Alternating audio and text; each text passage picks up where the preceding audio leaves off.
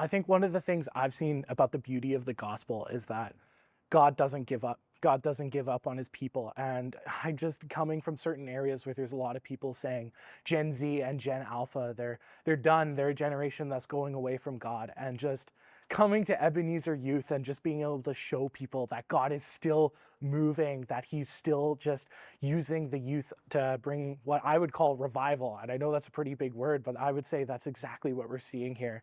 And youth, like the games, the music, the snacks and all that is tons of fun. But what I'm actually seeing here at Ebenezer Youth is that youth are coming for the mentorship.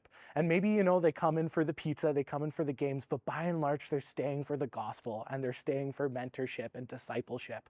And they're making the choice to follow Jesus for life. And it's been huge for me to see it for my soul, I think personally. So. Yeah, so last year in September, I started with my boys who are in grade 9, and right now they're going through the 10th grade.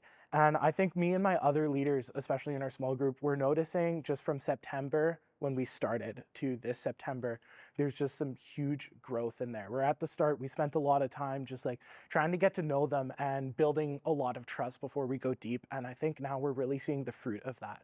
And youth who are just asking just those really just deep questions, and we're just building more bridges for mentorship, just whether that's through like talking about a sermon on Sunday or things like that. My favorite way that we're just seeing discipleship and mentorship happen is just through, taking kids out and grabbing a slice with them, grabbing some coffees, sitting down, playing some Smash Brothers and talking about Jesus. But the questions they're asking right now, it's just getting progressively just more and more and more just Jesus centered. And it's that, for me, it's been that long obedience in the same direction, even though it's only been like a year kind of deal. But I'm absolutely stoked to see where they go just on this trajectory, what it looks like for them to bring the gospel into their schools and with all of that. And I'm incredibly proud of the growth I've been seeing in my boys in the last year or so.